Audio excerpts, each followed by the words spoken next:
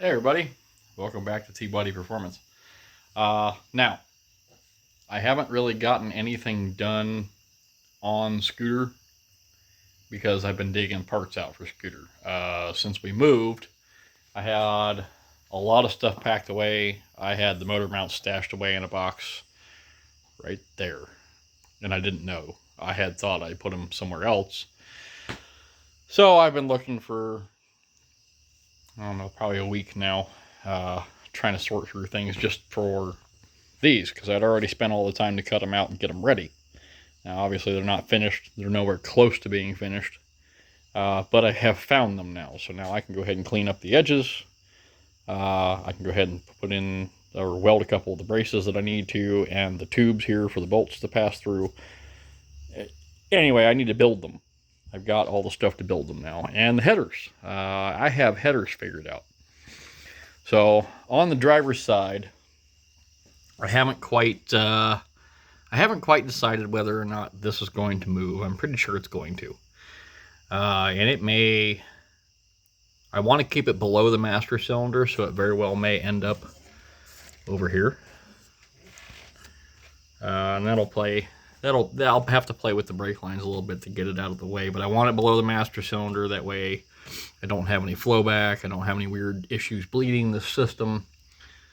Because once you get the proportioning valve above the master cylinder, you start having some real hard problems bleeding them and keeping pressure where you need to, especially on the drum side of the brakes, because drums need to have residual pressure in the system because they got to be ready. If you don't have residual pressure in the system, then you get that where you have to pump the pedal and then it gets stiffer as you pump it, even though you have no air in it. So the other thing is keeping your master cylinder above your calipers and your wheel cylinders. That also helps that situation. That's a hot rod problem. A lot of guys put them in the floors and then they have problems keeping the system bled or keeping the system with pressure. You have to put larger residual pressure valves in the lines in the rear to solve that problem if you're running disc or drum brakes. If you run discs all the way around, you don't have that problem. But at any rate, back to the tubes. I have room to run these two, probably directly out and back, and then down. These two here, we're going to run probably directly out and down, but I got to get around that steering shaft. I don't know if you guys can see the steering shaft down there, but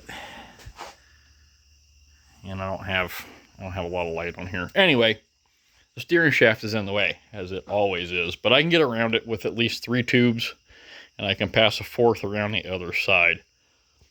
I just have to make sure that I can still get the steering shaft out. And on this car, because it's manual steering car, on the manual steering cars, there's a rag joint that does not come off completely at the bottom of the steering column. So instead of pulling the rag joint loose at the steering column or at the rack and pinion, you would have to pull the 2 bolts that go through the rag joint and then be able to turn the steering column, the 2 little ears that stick out on the bottom of the steering column shaft, to pass by the tube. So steering column would have to come out, which is not uncommon for headers on cars, especially small cars. But there's no room on the driver's side of these cars for anything except for snakes that go around that steering column, because there, as you can see, there's barely any room. Now the passenger side gets even worse. The passenger side, obviously I'm going to have to move this, and I've already made the concessions to move this over to here, and when I move it over here, it'll work, but then it interferes with the washer fluid tank. So I have a washer fluid tank out of another GM that will mount up in this area that will take its place, and then I can move the overflow tank, and then I have room for the header tubes. The drawback is that starter lives in that home down there, and that starter takes up almost all the room, and that's part of the reason why I'm going through the trouble to build a mini starter. However, plans have changed. I have absolutely confirmed that the Aveo starter the hybrid that I built for the Cheddar Express, Michael Keeney's autocross car that I build and work on. That's going to work out here as well. Same 9-tooth pinion, same length. The difference is from here forward, you get a gear reduction starter that's smaller in diameter than even the Chevette starter armature I was going to use. And it all fits inside here, press fit. And then you still have the 2 bolts retaining it. And when I weld the tabs on both sides, the bolts keep the armature from shifting around and everything works. So what's going to end up happening is, instead of this and this going together, I'm going to take, because I don't like the clocking position where it puts the starter solenoid. I want the starter solenoid up towards the block. So this will come off. This is going to get a new notch up here like I did Michael's starter for the race car. And then that whole assembly will go in here. Small micro solenoid, the smaller gear reduction body. And that'll give me plenty of room to snake 2 more tubes around the starter over here. The 2 front ones are still going to be a problem. Once I get them down there, I'm not really exactly sure yet where I'm going with them. So I have to get the starter done first. So that's where I'm at on this. As of right now, I'm in a hold position with the engine. I have two electrical outlets to take care of real quick, so I don't burn my garage down trying to weld out here. And then I can weld, and then I can get these engine mounts done. That's number 1.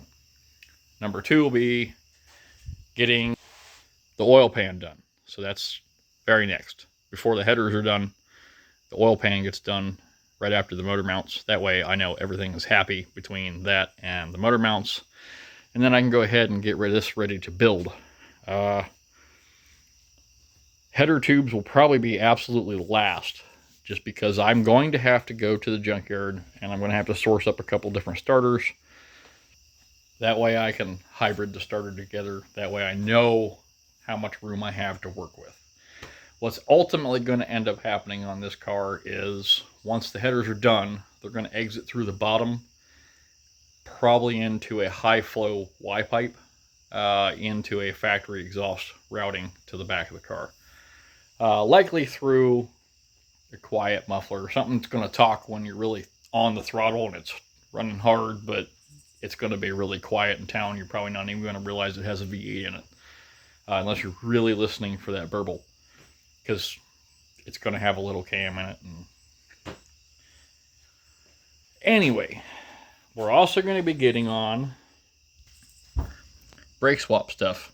Now, I've talked about this particular brake swap in the past.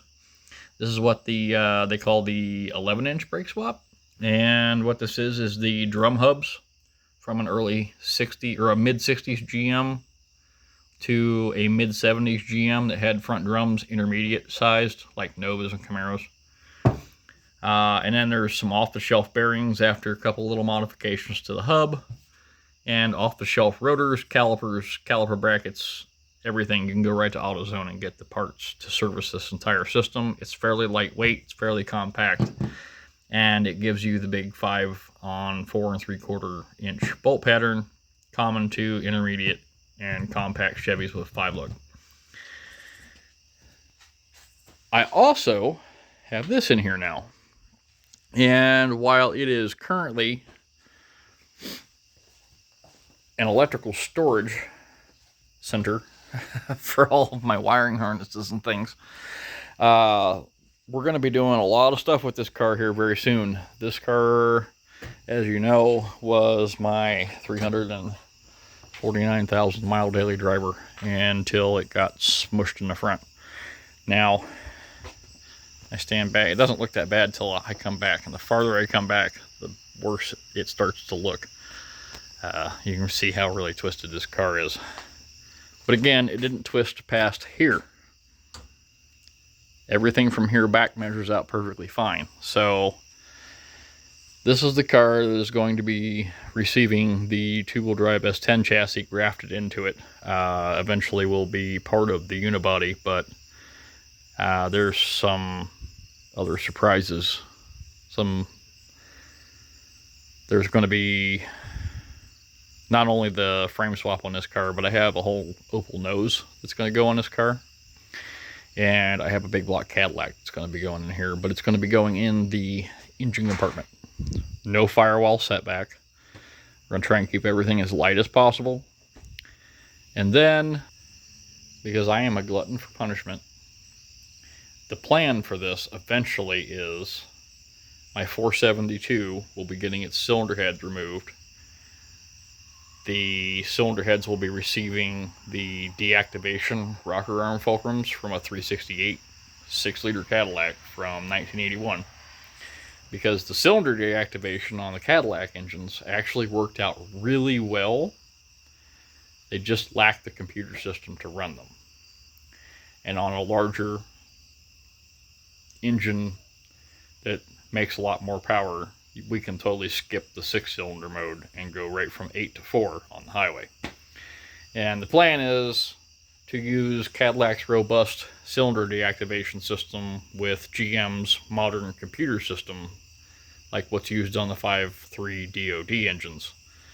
But I have a few parts to source up for that. For the time being, it's just going to be a stock carbureted 472, and it'll be nasty, and it'll be in everyone's face, and it's probably going to be a burnout machine for a little while. But that is until I get what I'm looking for, which is a set of 368 heads from an 81 with all the valve covers and the rocker arm stuff that I need to transfer to the 472 heads. I also need to get a fuel injected intake manifold for like a 425 or preferably a 500 Eldo that had the early multi-port, because I can run modern fuel injection with that, and the stock Cadillac intake manifold gives me the hood clearance I need to run a stock hood on these cars.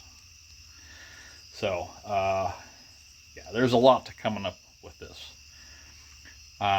Recently, I had a guy on the Chevette owners page that had brought up the fact that he had a cross member that has cracked around all the mounting holes.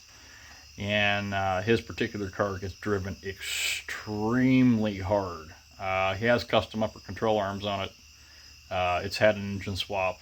It's a car that he'll throw into a corner at 80, 90 mile an hour.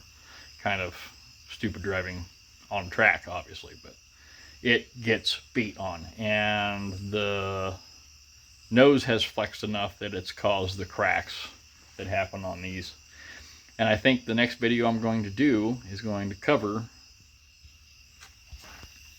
everything I covered in a quick 5-minute video for him, but in detail as to exactly where and how this needs to be braced up as a factory unibody car to make it safe for big power, and also make it easier to drive, because when the chassis flexes, it's really hard on the car and it's really not easy to drive. I'm also going to outline exactly how the frame ties happen on these cars between front and rear, and how to tie them in up here properly.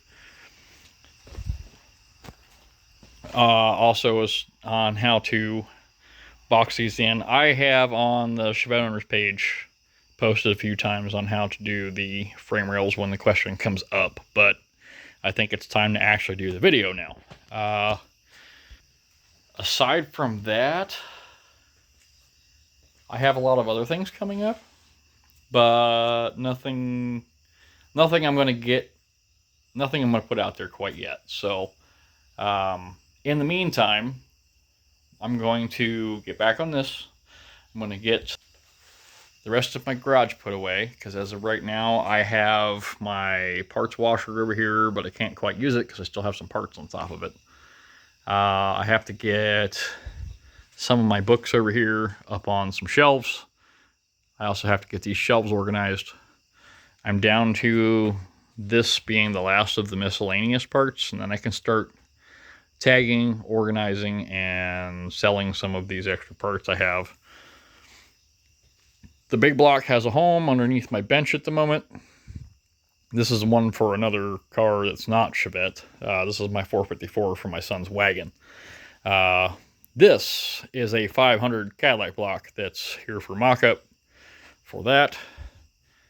That has yet to get a home, so I got to find a home for it. I got to find a home for some of these extra parts right here so I can get to my press and my bearing press and my drill press.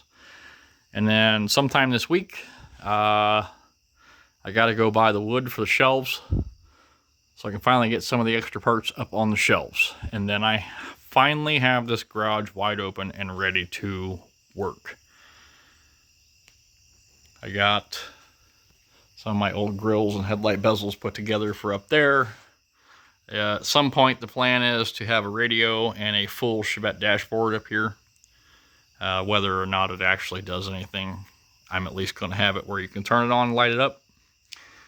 The plan would be to get one of the factory radios working enough to play through a secondary receiver, like that one over there, and then out to the speakers I have in the corners of the garage. I have also one last pile of tools to put away. I don't have anything in the, well, I have a bunch of stuff in the boxes, but I don't have anything in the boxes organized and have all of this to put away yet. But as of right now, I can roll this particular one out to the driveway when I'm in here filming, doing scooter or anything that comes out after it. And I can roll this one back in at night and make the neighbors happy. They don't have to look at my junk. So that's it for now. Sometime this week I'll be back on here to update you a little bit on scooter. And then probably next week we'll be starting to do some filming on the T1000. Throughout and in between, I'm going to be doing little things on my 85, which is the stock daily driver. And I'm going to start getting to you guys that want to keep stuff stock, and you all that want to keep them going and keep them maintained. So we're going to start on that real soon. I wanted to get on it before this winter, so that's what we're going to do. And the car's here, I've got the time. So in the meantime, you guys take it easy. Keep the shiny side up.